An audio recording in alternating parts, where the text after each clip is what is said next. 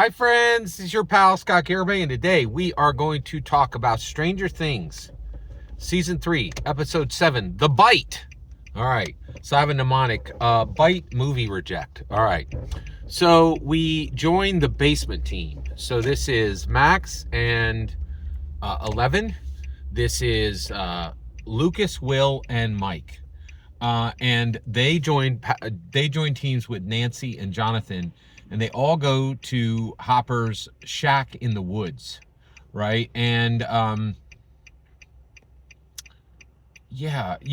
pretty actually I think they end up at a shack in the woods. I'm not sure if this is literally Eleven's home or not, because it looks brighter and bigger than it did normally. So at this point, they're all together, and it's on, right? Like, not only is 11 using her powers to track down, not only is 11 using her powers to track down the Upside Down, but they're tracking her at this point. And so that's one of the things we see now, is that they are, the entire group is attacked by the Mind Flayer.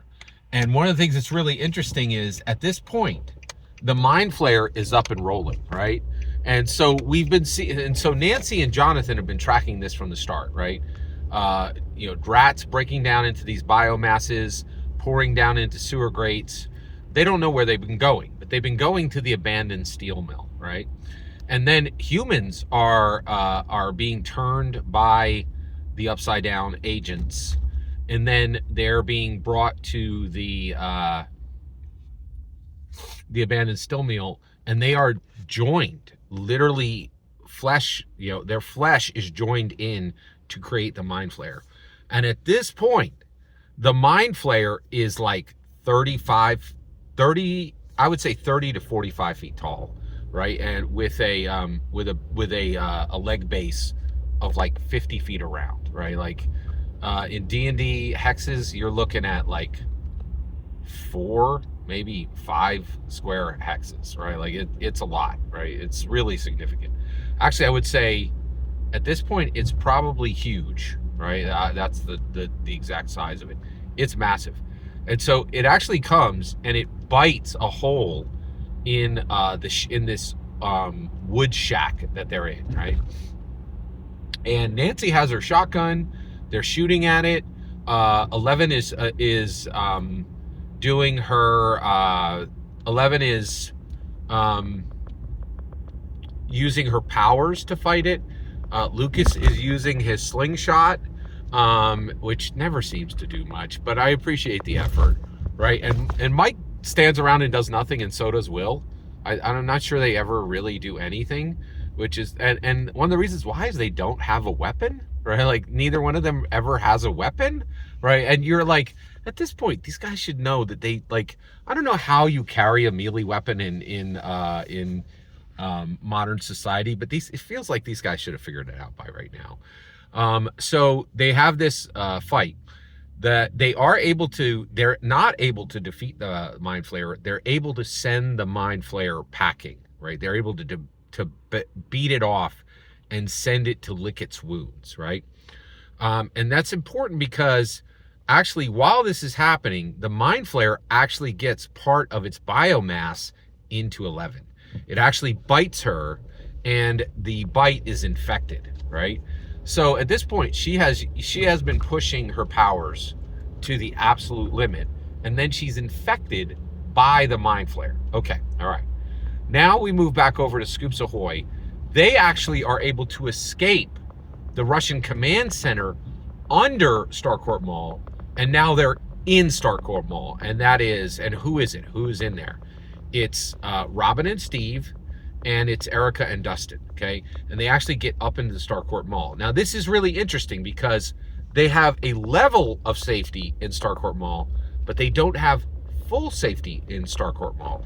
And the reason why is the Russians can't just rush up.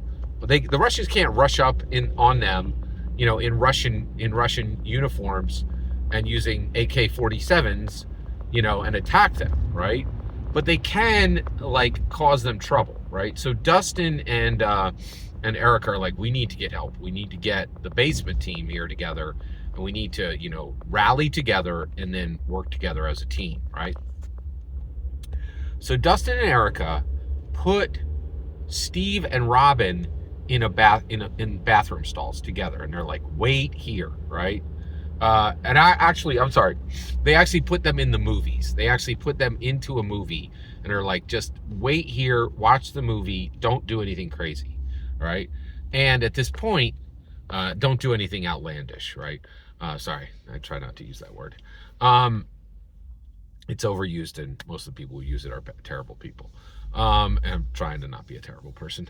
All right, so basically, so at this point, we get there, right?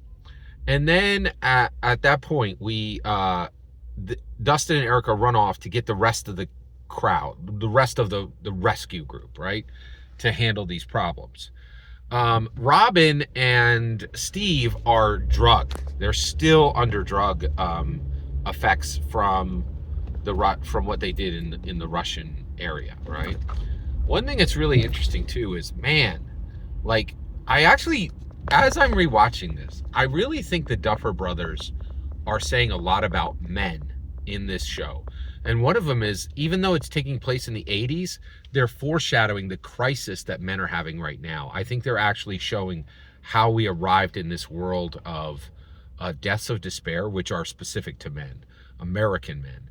And Steve Harrington, you know, it's really fascinating. Like, so Robin and Steve go down and investigate this Russian, the Russian command center. And it's really bad, right? And Steve is savaged. He's like, he has punches on his face. He's bloody all over. His face looks terrible. He's just been savagely beaten, right? Tortured by the Russians. And Robin's fine. Like they did, like, and you're like, oh man, what is this saying? And I think it's an analogy for today, that women are okay now and men are just getting torn apart by this culture, right? And you see this all over. It really, of course, it's virtual, right? Women are going to college at much higher rates than men. And when they get to college, they actually graduate at much higher rates than men. So not as many men even go to college. And then even if they go, it doesn't matter because more of them don't graduate. Whereas women come out and they're ready for the world, right? They're ready to be knowledge workers. They're ready to earn. And men are just useless right now. And they're bloodied and they're very upset about it and they don't know what to do and they're lost, right? And I think this is visually shown in the treatment of Steve Harrington, which I think is really, really fascinating. I think it's one of the deepest themes in Stranger Things. So we're going to cut it off there as we continue to cover Stranger Things Season 3, Episode 7, The Bite. And we'll continue in a later video. Every single word you just heard in this video is my humble opinion. Nothing more, nothing less. The important part is when I get to hear your humble opinion. When you get in the comments and send your traffic. Please consider liking and subscribing and have a fetch millennium.